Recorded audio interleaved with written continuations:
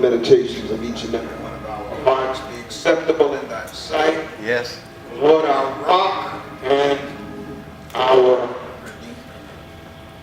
In Jesus' name.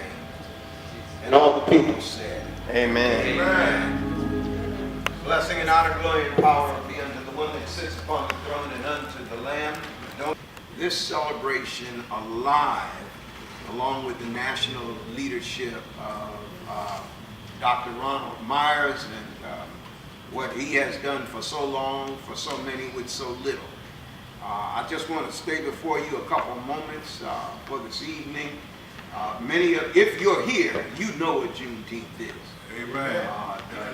The struggle is to try, if you don't act right in your states that are trying to lead, I'm going to say that your slaves are free in only a few of those states, and that's really what it was. So, and then we have the interesting phenomenon, and it's not going to say something about a little bit later. But I at least want to report on you because Reverend Mosley, report to you, Reverend Mosley suggested that I have something to say about Juneteenth, both then and now. And I want you to know that I don't know, maybe it's a left-leaning kind of organization, but Portside, some of you might get its emails, but it acknowledged Juneteenth. And in Portside, it printed an article by Tasha Williams from the Yes magazine that says why Juneteenth should be a national holiday. And that came out on the 19th of June, actually on Juneteenth. Last week, and it was aimed at trying to inform people of what this really was about. Why the delay? Emancipation, I'll tell you, BB Memorial Christian Methodist Episcopal Church, they have an Emancipation Day service on New Year's Day, no matter where it falls. And that was the first time I'd ever heard of that. But the fact of the matter is, it was up to 2 years for some folk who had been enslaved to find out that there was freedom. And so where we get this particular celebration, as again Reverend Mosley has made it clear, is when it took Union troops to come to Texas. I believe it was about 2,000 Union troops had to come and to enforce the news. Amen. They were just bringing the news of Field Order number 3, that these formerly enslaved people were now free. And so I want you to know that the more things change, the more they stay the same. Amen. And it's still Independence Day for some other people, and for other folk, we haven't the slightest idea what it is. I want to also share with you not only Portside, but one of the persons I think is the most courageous person in Congress, and that's Congresswoman Barbara Lee. Yeah. Amen. She is the only one in the entire Congress of the United States that voted against the Iraq War. Yes. One against 400 and some representatives and 100 or so senators. but she put out a statement on Juneteenth. And I just want to share just a little piece of it because I want to come back to her in a minute. She says, on Juneteenth, or Freedom Day, is both a day to celebrate emancipation and to contemplate the darkest chapter in American history. African Americans have endured the Middle Passage, slavery, segregation, and institutional racism. Generation after generations, we have suffered abuse, violence, discrimination. On Freedom Day, we remember the countless men, women, and children who fought against racism, and we honor their courage. Amen. But here's the other piece, and this will be the segue to where I'm trying to go. On Juneteenth, we must also recognize that the fight against systemic racism is far from over. The legacy of slavery and Jim Crow live on, and I'll say Jane Crow too. African Americans continue to face education, health, economic disparities, and innocent lives are still being lost day after day. Well, say that. Police violence and an unjust criminal justice system. But we cannot give up hope. We must hang on in there. But even Congresswoman Barbara Lee was not the only one. Elizabeth Warren, those of you who know her, she has a little bit of courage as well. And she's in a battle to run for the Senate. She also echoes those sentiments. But the interesting thing that she talks about, she lifts up Abraham Lincoln as the president. And yes, he did sign the Emancipation Proclamation. But President Abraham Lincoln made it very clear that if the slaves had to stay slaves and preserve the Union, that's what he was going to do. Yes, sir. Yes, sir. So his concern, noble in its own way, was a little suspect as well. Which brings me to his party, the Radical Republican Party of the 19th century. Please do not get it twisted. Don't let anybody mislead you or misguide you. Yes. The Republican Party of that 19th century bears absolutely no resemblance to the present day Republican Party. Amen. What are you talking about, preacher? This present day Republican Party has decided that it will revisit the practice that many of us saw when we went to La Maison des Esclaves off of the coast of Senegal on Gorée Island. There was a door there in that house of slaves where they took families and separated them. They said never to be again reunited. So at another door, the door of our borders, families are once again being separated and pulled apart.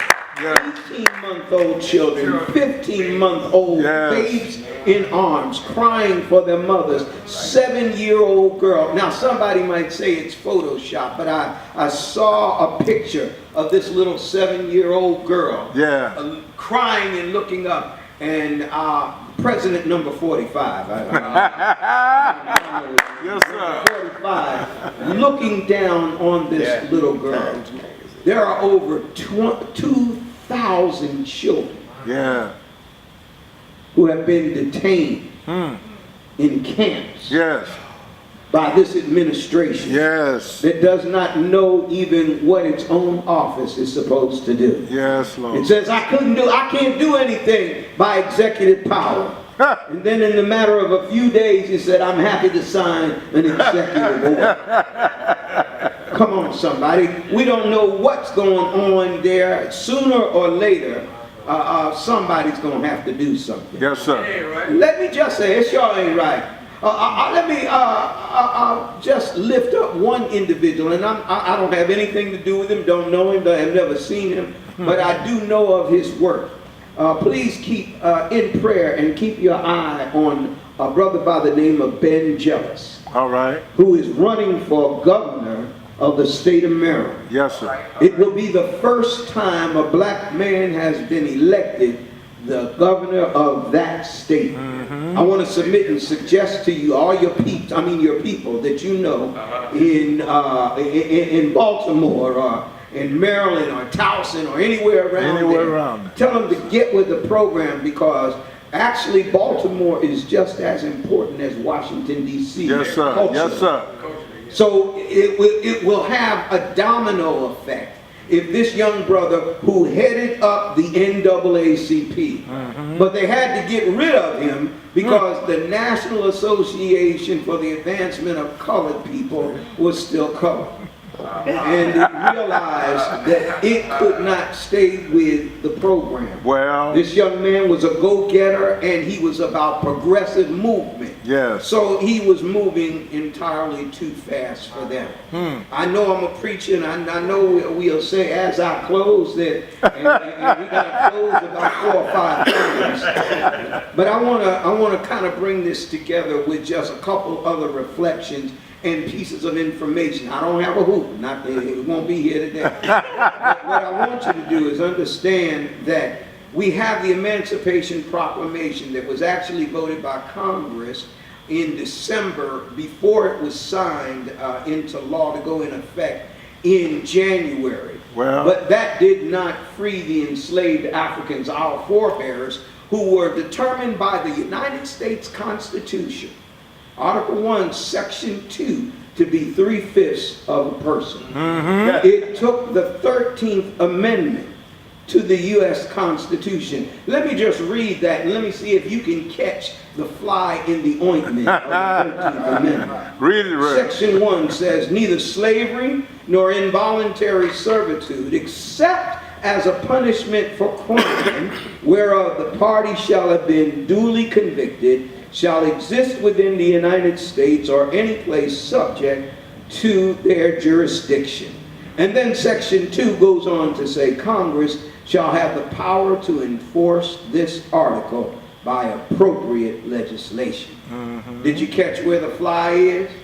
Did you catch where it is? Yes, sir. Fly is in the phrase except as a punishment for crime, whereof the party shall have been duly convicted. Doesn't matter if they were convicted by a kangaroo court. It doesn't matter if they have been convicted by a corrupt sheriff, and judge, and justice system. Yes, sir. It doesn't matter if the Congress did not act in such a way to keep local jurisdictions from enacting legislation about vagrancy. The black codes in and of themselves reversed what this particular amendment was supposed to do. Yes, sir. As a matter of fact, if they said we were in here sitting too long, go ahead, Ralph, and too close together, go ahead, Ralph, and not doing anything that we should be doing, go ahead, Ralph, they then had the power of the government to arrest us all, and to put us in jail. Yes, sir. Yes, sir. But that is what was done. Yes, sir. Yes, sir. Let me lift up a couple of things for you to consider. Number one, yesterday it was the black codes and vagrancy, but also what we refuse to call by the name that it deserves, domestic violence. Yes, sir. Yes, sir. No. Let me take that back, because violence is too broad. Domestic terrorism. All right. When the Ku Klux Klan rode, when the White Citizens Council, go ahead now. That was domestic terrorism. Yes, sir. A whole ethnicity of people were terrorized by some of the people who were part of law enforcement. Yes, Lord. And now the more things change, the more they stay the same. Go ahead. Folk are still being terrorized.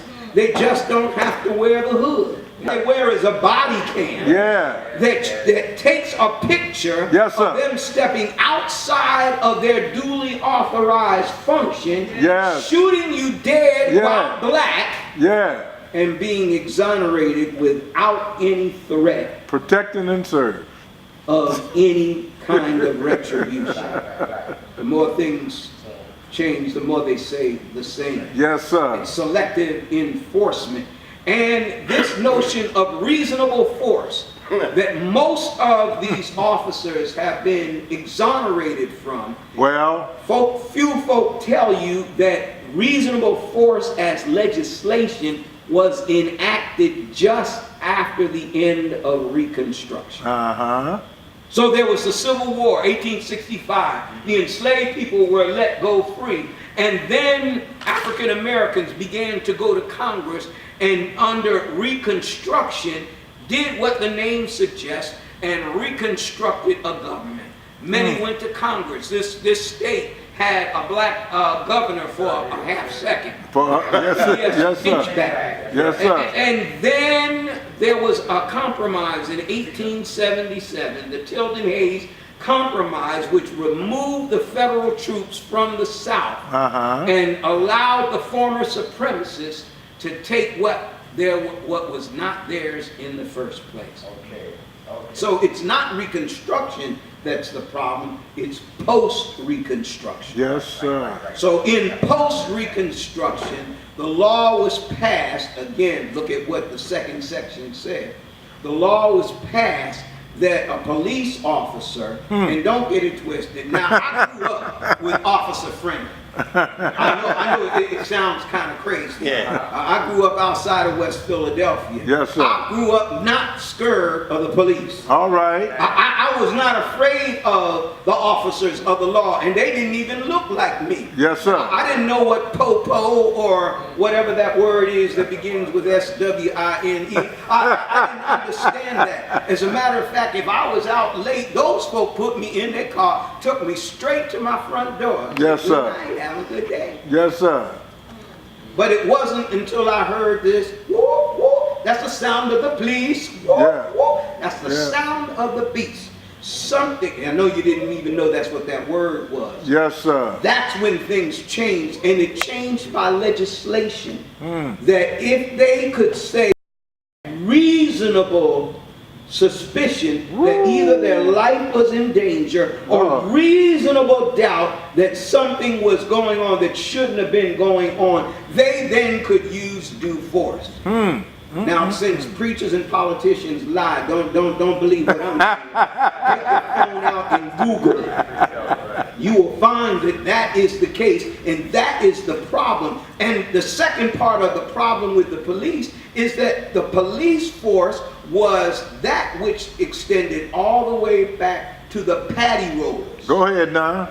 To the patrollers who were ahead. supposed to not protect and serve you, not to protect and serve me, but to protect and serve the plantocracy and its oligarchy. Go ahead, Rev. Just do the research. It goes up. That's what local police departments, and until they change that, we're going to have the same situation that we have. The more things change, the more they stay the same. stay the same. Oh, Well, damn right. they don't arrest us for vagrancy like they used to do, but they will arrest us and hold us hostage around the issue of bail. Yes. Yes. Bail Yes. is, and listen, I right here and on the other side, we argue with, and I'm not upset with bail bondsmen. I don't have a problem with them. What I have a problem with is if in your petty cash, the change that is laying around in your car, you can pull up enough bail to get your child out, Well, to get your cousin out. But if I sell my house, my car, and even my third-born child, I still may not have enough yes, sir. to pay bail. Therefore, I have to stay incarcerated, Yeah. even though I'm supposed to be innocent until Proven guilty. guilty. Yes, Lord. I'm just dropping a little knowledge and I'm going to be out your way. It's a little sign. So that's part of the problem. The Supreme Court now, in one of its latest rulings, I believe it's the state of Ohio, has just said now you can purge people off the voting roll if they don't do what you want them to do when you want them to do it. Go ahead now. So that ain't right. They have now limited the not the God-given, but the authorized right to vote in this country. Just because my domicile is in Louisiana, but I live in Oakland. Yes, sir. Now, if you send me something and say, now I still have to pay tax on my house. I still file my income taxes from here. Yes. So this is my domicile, but if you don't get a little card back from me, then my voting rights are curtailed, and the U.S. Supreme Court has supported that position. Yes, sir. The other thing that it now seems to be supporting, it punted on the issue of gerrymandering. And gerrymandering, again, if you look that up, you'll find that it takes the form of a monster, like a dragon, but it is named for a person who figured out a metric for how, here's how gerrymandering works. Let me put a white person right over there, or some other ethnicity, and I'm gonna put all of y'all over here. What I'm gonna do is make sure, now that white person may actually be here, but what I'm gonna do is take them and I'm gonna craft a district that snakes around and carves out a district right for that person, which is the same thing as putting them over there. Yes, sir. Now, 1, 2, 3, 4, 5, 6, 7, 8, 9, 10, 11, 12, 13, 14, 15 persons in here will be balanced by the one person over there. Yes. Is that right? No, that's not right. So that's what gerrymandering has done.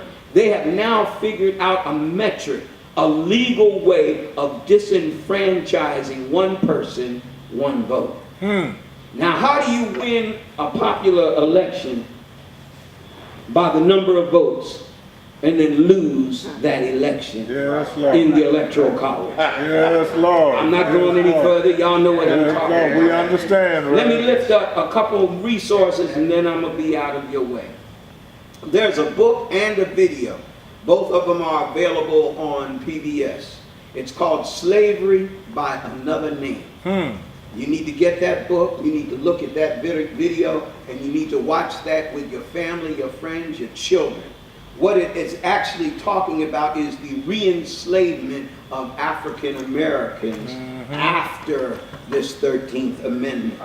Do you not know that the mega national corporations, U.S. Steel, Bethlehem, all these great corporations built their wealth on the backs of black folk who for minor infractions were re-enslaved? They were convicted and they were sent to work in steel mills. Some of them were sent to work in mines. The more things change, the more they stay the same. I told you I wasn't going to hold you long. I'm about through. There's another piece, and I think you may have read this one already. This is called The New Jim Crow by Michelle Alexander. And it's about mass incarceration. Mass incarceration is another way to enslave black folk. Let me go back to Baltimore. What they found out in Baltimore at one point, and maybe it's even worse, 1 in 3 black folks in that area had been processed by the criminal justice system. Now it may be even higher. It might be 1 in every 2, but 1 in every 3 has had some kind of run-in with the criminal justice system in Maryland, and particularly around Baltimore. How did this get to be this case, or this way? Well, there was a president by the name of Richard Milhouse Nixon, who decided to have a war on drugs. And as Malcolm X said, even black folk were bamboozled. We were run amok because we said, all these drugs are terrible and we got to do something about it. Now, nobody said that this country had trained folk called Bloods and Crips in South American country how to move and distribute drugs and bring them into a place where they were not before. I'll just wait for you to catch up on that. But in any case, Nixon was concerned about the anti-war sentiment. And he decided that there are 2 groups that we're going to target. We're going to target in this anti-war protest black folk and the hippies. Therefore, we will declare war on drugs. How do we know that? John Ehrlichman, one of the chief aides to Nixon, in an article, again, check this out, in an article to Harper's, admitted that that that was what the strategy was. Yes, sir. They put the drugs in the community, and then they criminalized anybody who was dealing with the drugs. Yes, sir. But I'm Yes, happy sir. to say that there is a big difference now in that. Again, Congresswoman Barbara Lee. Now, wait a minute, hold on. Let me give you this disclaimer. I don't drop, pop, smoke, choke, stoke, shoot up, or any of them things. Right. But what Congresswoman Barbara Lee is doing is to enact legislation. Are you aware that between Denver and California, that not just the medical, but even recreational marijuana industry is not only multi-million dollars, but on its way to being a multi-billion dollar industry? Yes, sir. And those of our relatives, our cousins, our forebears, and maybe even closer than that, who were convicted and incarcerated just for a little weed, now because you make it a felony, they are exempted, they are not exempted, they are prohibited from getting a license to make gainful employment to sell and distribute this thing that the dominant culture is now making millions and soon to be billions of dollars. Yes. But Congresswoman Lee and some others, when she first introduced the legislation, there was no one except one to go along with her. The second time she introduced it, this is something that needs to happen. What are you talking about, preacher? Well, just stay with me. I'm going to go on a tangent. I'm going to come back, and then I'm going to be done. Okay.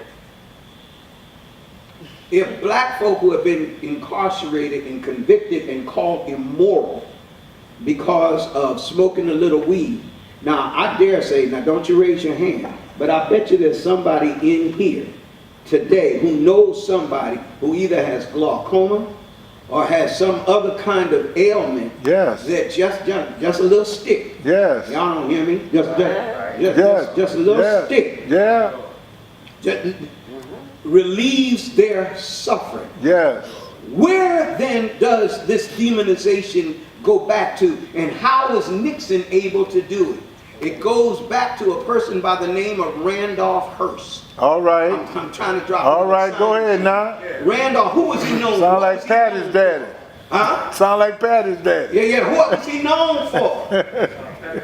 Yeah, but what was he known for?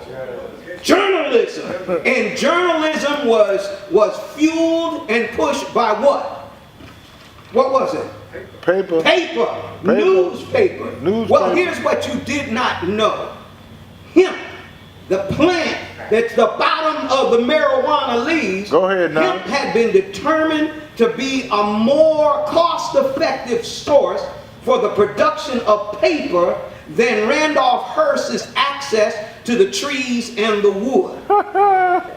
I'll wait for you to catch up. He then used his wealth and influence along with other people to condemn hemp and to connect it with marijuana and to say that it is immoral so that he could protect his newspaper industry. Yes, Lord. Then Nixon comes along and said, well, hemp is no good and the leaves are no good. This is evil and we must purge our country of that. Because of that, all of the medical research on marijuana and hemp, and all of the hemp is probably the most versatile substance that God has made. It does so many things I can't even begin to enumerate all the things that the hemp does. Yes, but sir. let's go to the weeds here. I mean the weed. There are people who have now done the research, who have had perennial pain and aches. The lotion that is made from marijuana Go ahead now. has taken away the pain without any after effect. Yes, sir. So there's lotion, there are pills. Those who suffer with unimaginable pain, the pills, and I forget what it's called, the THC, what is it? What's the active agent? THC. The THC, the active agent in marijuana, is almost in and of itself a medical miracle. Probably on the level, if not beyond, of acetylsalicylic acid. Go ahead, Wright. Anybody know what that is? Go ahead. That's aspirin. Right. They hailed aspirin as a miracle drug, acetylsalicylic acid. Yet THC is all that is, and probably even more. Yes, as sir. a topical applicant, as a pain reliever, as the one that has glaucoma, and many people who are on cancer treatment, they find that that active agent eliminates their suffering. Yes, But Lord. all of the medical research was stopped because of Hearst and his approbation against marijuana. So what happened? Well, what happened is there's a person who wrote a book called Medical Apartheid. Her name is Harriet Washington. You want to get that. Because in the name of the government, atrocities were leveled against black folks. And black folks were used as experimental objects. Go ahead now. Without their knowledge and without their permission. Go ahead. I'm not just talking about the Tuskegee incident. Yeah, right. That you do know about. That they were given syphilis. Syphilis. But if you get that book, it's about this thick, Medical Apartheid, you will see that there are other atrocities. Yes, sir. And one other atrocity that was done by the government, there's a woman by the name of Lax, Henrietta Lacks. She had been discovered to have cells that just don't die. Yeah, Oprah Winfrey played the part. Without her permission, they took her cells and did experimentation. Much of the leading advances in medical science have been because of this woman who had cancer. Yes. And her cells just would not die. None of her children have been beneficiaries of it. Nobody in her family has benefited from the largesse this country has gained. Yes. So what is Juneteenth today? All right. My final point is there's another book, and it's called The Color of Law. That means that this government has waged a campaign by its policy to keep black folk from living where they want to keep black folk from getting the loans that they need to get. I'm going to give it to you again. The Color of Law documents how this was government authorized policy. How do you know that, preacher? Well, there was one time I was pastor of Beacon Light Missionary Baptist Church. All right, all right. It was on Gentilly. Yes, sir. In Paris. Yes, sir. And of course, I was too nosy too, because I said, I want to see all the original paperwork. Yeah. And the paperwork that showed when that church was bought from whoever they were, the Christian church or the disciples, that paperwork showed that there were restrictive codes that expressly forbade the sale of any of that land or any improvements on that land to any Negroes. Yes, indeed. That policy was authorized by this nation. That's why black folk could not live on St. Charles Avenue. Lord have mercy. Because they were restricted, they were redlined, they were zoned out of the ability to be able to live wherever they wanted to do. So life, liberty, and the pursuit of happiness was denied to our African forebears. So you can check this out. Like I told you, that preachers lie, or they just get it wrong sometimes. So you go ahead and Google the color, and you can speak into your phone, and that's how you can Google the color of law, medical apartheid. Google Hearst and hemp, and you will see that what I've said is true. So the more things change, the more they stay the same. Yes, Lord. And the more we need to be about the concerns about Juneteenth. Somebody said, the enduring legacy of Martin Luther King, and that's how some people know it, and Martin Luther King Jr., was that I have a dream. No, for me, the enduring legacy of Dr. King was that he was about to set it off in this country with a poor people's campaign. He was getting ready to pull poor folk from not only all around this country, but all around the world. And I believe that that was the Popeye point for the powers that be. That when they saw that this man was about to move this thing out of color-coded poverty and talk about how this nation has impoverished people all over. And I believe just like they took Malcolm X out, they had to take him out. Yeah. Where are we? Where do we go from here? Chaos to community, or community? That's what King was asking. And that's what Juneteenth has to be about. Economic empowerment. I'm not upset that the place isn't filled with a lot of people. Now the only thing I'll be upset with is if any one of you can do anything to help somebody and you choose not to do it. Right. Yes, sir. Well, what do we do? What should we be doing as a people to get together? In my limited knowledge, I can only give her one statement. And as I sit here listening to the Reverend giving us so many pieces of knowledge, the one thing I told her, I said, if we could ever unite in a united front, such as what Martin and them did with the boycott of the bus boycott. Because the oppressor, and I'm very careful, because I used to be a real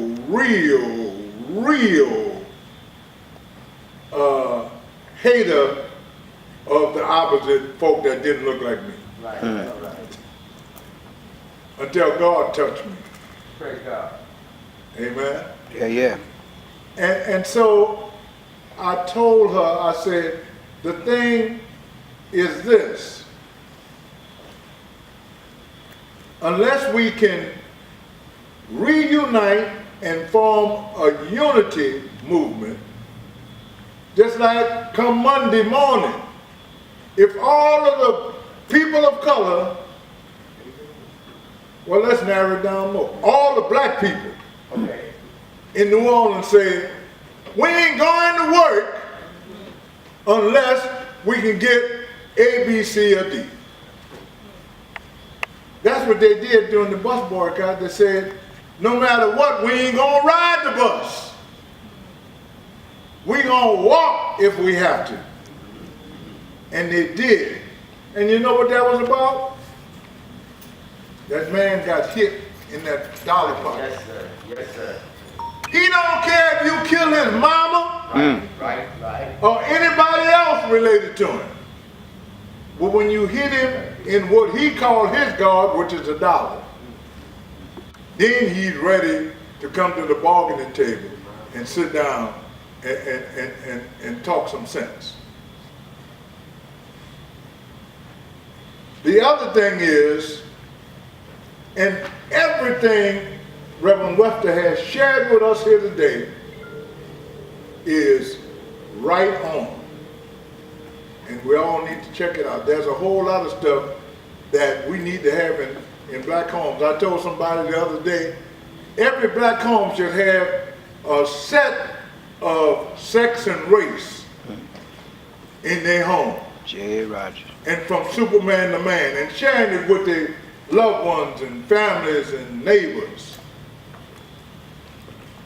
But the number one missing element in our world, my brothers and sisters, and I preached a sermon the other day at a nursing home, and my topic was love. All right. Right. 4-letter word, Right. L-O-V-E, Yes, sir. love. Because it was the love of God who had him to roll himself up into the person of his son and come down here in this filthy, no good world and die on Calvary's cross to save the likes of you and me. Sinners Saved only by his grace and mercy. I like the passage in the Bible where the two guys went to the synagogue to pray, and the one guy said, God, thank you, I'm not like other folk. And the other guy said, didn't even lift his head. He said, Lord, I'm only a sinner. I'm only a sinner, saved by your grace. It doesn't erase all of the ugliness that's going on. But you first got to come to understand who you are and whose you are. And then be about educating yourself with some of this knowledge that Reverend Webster has dropped on us today. Why is that important? It's important because our children really don't understand. My wife, Pastor Linda, always said, well, regardless, we just killing each other. I told my cousin, I said, you know, David Duke and them got together some time ago and said, we don't need to do anything for a while. Because, and you know they use the N-words, they're killing each other. But what is it going to take for us to stop doing it? We got to educate ourselves. Yes, sir. Yes, sir. But we got to also reach into ourselves and understand that love is the answer. Yes, sir. Yes, sir. Yes, sir. To help us stop being so ugly to one another. I don't have all the answers. I just know love is the missing element Yes, sir. that's missing in our world. Yes, sir. That's all I know. Yes, sir. But join me in giving Reverend Webster another hand.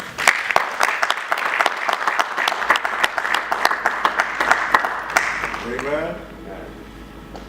We have come thus far by faith, but we still got so far yet to go. Because it's true what he said, the more things change. And in my short tender of being on the planet, I've seen things change from the colored water fountain. Thank you, Reed, for coming. I'm sacrificed. And I've seen things change from going to the window and to the colored bathrooms. Yeah, we can go to any bathroom we want now. But guess what? Just the other day, a white police officer in Pittsburgh, 90 minutes on the job, killed a 17-year-old black man. The more things change, the more they stay the same. So, in the words of Jim Brown, when he said to Richard Pryor, when he went to help him after Richard Pryor had set himself on fire and things like that, ask yourself and ask somebody else, what you gonna do? What you gonna do? And ducking your head in the sand and acting like it ain't happening ain't gonna get it. You gotta take a stand for what's right. Amen? Amen. Amen. Now, without any further ado, there's some young men here who I'm going to call up. Brother Rayfield, the Reverend James R. Williams, Reverend Joe Williams, and my brother. And we have this thing, even though I'm the elder brother, we always say, he's the big brother, but I'm the elder brother. My brother Ed Robinson. And we're going to give y'all a couple closing selections. And we want to thank our brother Frank. He came out to hear us, because I've been telling him about what we've been doing since we was children. All right? Come on up, brother. Feel we walk along without a friend, forgetting all about the one that always lived within, forgetting all about the one who never ever let you down. down. You can toss it over to him. He's always around. When you feel your life too hard, go have a talk with God.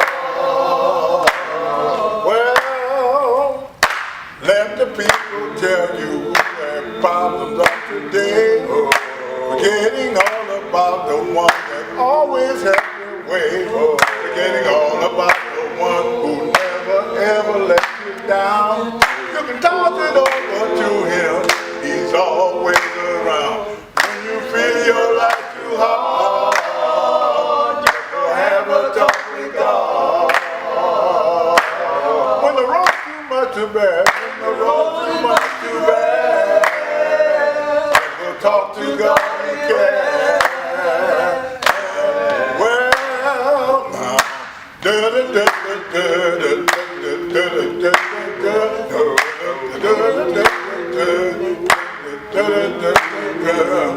it's the only face of God that's been known throughout the world. Solving our problems have all been with little boys and girls. When you feel your life too hard, go have a talk with God. When the road too much too bad, go talk to God in prayer. When you feel your life too hard, when you feel your life too hard, go have a talk with God.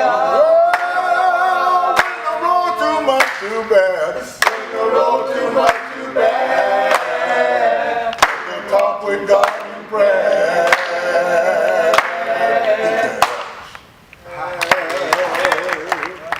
I wonder, can you hear? Can you hear? The church bells tolling. Church bells tolling. I wonder, can you hear? Can you hear? The church bells tolling. Church bells tolling. I wonder, can you hear? Can you hear? Have mercy, Lord. The church bells tolling. Church bells tolling. Way over yonder. Way over yonder. Way over yonder. Way over yonder. Way over yonder. Way over yonder. In the new burying ground. Burying ground. I wonder, can you see? Can't you see? Can't you see? The hearse wheel rolling. Hearse wheel roll. I wonder, can you see? Can't you see? Can't you see? The hearse wheel rolling. Hearse wheel roll. I wonder, can you see? Can't you see? Have mercy, Lord. The hearse wheel rolling. Hearse wheel roll. Way over yonder. Way over yonder. Way over yonder. Way over yonder. Way over yonder. Way over yonder. The new burying ground. Burying ground. You know they kept on rolling, kept on rolling, kept on rolling, kept on rolling my father to the grave.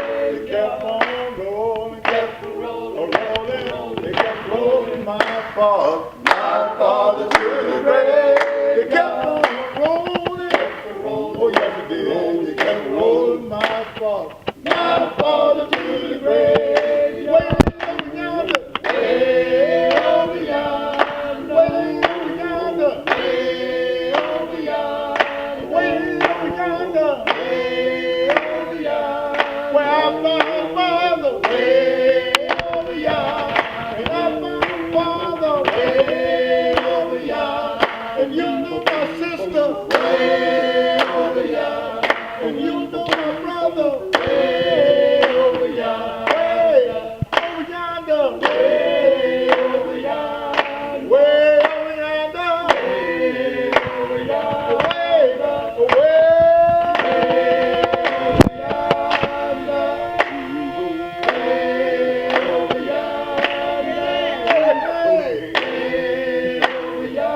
in the new barren ground, barren ground. Amen.